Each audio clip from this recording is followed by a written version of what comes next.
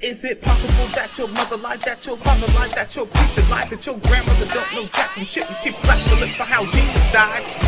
I don't plan to offend or dish your family with the facts and writing, but condescension is a monster within. That means I question a lot. That means I don't take your face at face value. Let alone that breath we can talk. It's not about stupid or smart. Stop, because not only did I give you this information, I specifically addressed it. If the Bible says you can own people as property, is it moral or immoral to own people as property? If God says no, it is not. Okay, stop. Hang on just a second. It sounded to me like you said that whether or not it's moral depends on what God says. So if God says slavery's okay, then slavery's okay? Absolutely.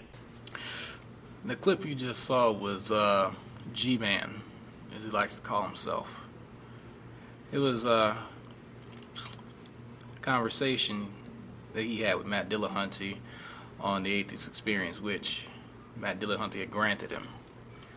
Now, this was all prearranged. This was all planned out, and he spouted his nonsense on his channel about how he was going to shut Matt Dillahunty down with the proof of God. But Matt Dillahunty has something he wanted to talk about much more pressing, and it's something that G-Man and I have talked about before in private, which was how the Bible actually condones slavery and instructs one on how to do it. So this is actually somewhat of a touchy subject for me, because I find that an atrocity that could have been prevented is one big reason for me why I don't care for religion, especially the Christian variety.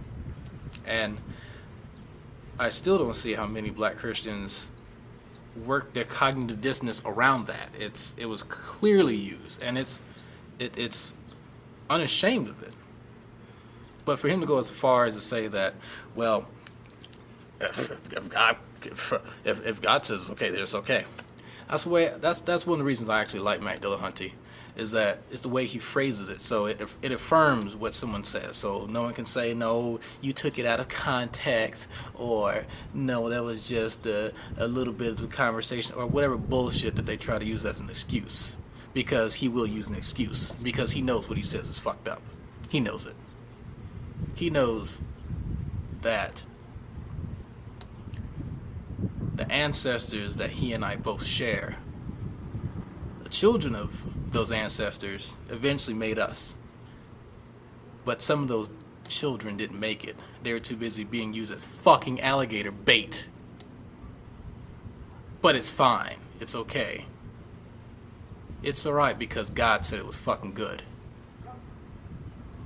Never mind the fact that this religion was forced upon our ancestors.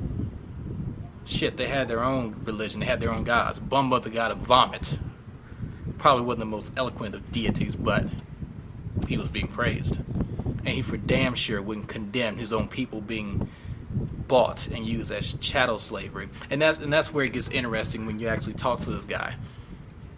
He thinks that no one understands the difference between debt peonage and chattel slavery. Some of us have actually went and looked into it. The whole transatlantic slave trade thing, yeah, it was, they were they were just workers on a, they were just shipped in temporarily, but they decided to stay. Hey, they got food, they had clothes. It wasn't that bad, no.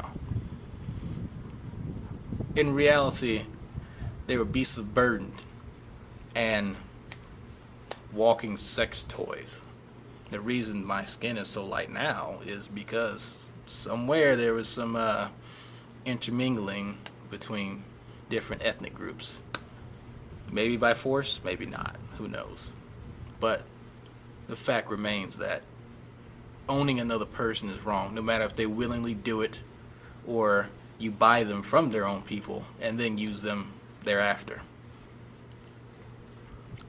He likes to nitpick this little, I call it little, but for Christians, it's the crux of their argument is that, oh, well, they have certain rules behind owning people. And it's just talking about the Jews, and, it's not a big deal. If it was Jews, if it was Africans, if it was anybody human, it doesn't fucking matter. They're fucking humans. That's what matters. But Hey, I'm the chosen. I'm one of the chosen. Well, 200 years ago, your black ass wouldn't have been chosen for shit other than to work out in the fucking yard or in the goddamn house. They would have chose your ass real quick. So, it kills me. It really does. To see that this sheer ignorance is being passed along, and then kids are being taught this shit. And so then it makes it acceptable for them to do it to another group of people and ostracize them, namely homosexuals. It's fine now because the Bible can be used to then subjugate homosexuals, stop them from getting married, can stop them from doing anything, but other than, well, they can exist, that they should be happy about that. Yeah, but no. And that's what really disgusts me, especially some of my own family members endorse this shit. I felt sick to my stomach when I saw some of them raising up their Chick-fil-A bags, woohoo, more black people endorsing chicken and Jesus. Man, it's a good fucking day. I actually spoke about it in one of my other videos, and it still disgusts me. That's why I call them reprobates. They don't know what it means, but I still refer to them as reprobates. Reprobates. Because that's what they are. That's what you, G-Man, that's what you are. So, I have an issue with people being angry with me because I don't accept their fucking religion. When your religion condones doing that to another person and then finding it acceptable, that's not moral to me. Just because your God said something was moral doesn't mean that it's moral. If your God said pedophilia was moral, would it be moral? I guess it gives pedophiles another excuse to do what they want then. Why don't they just start their own religion? Where does it end? Doesn't. You can do whatever the fuck you want. It's fine. The people that have to suffer under it, underneath whatever you believe, fuck them, right?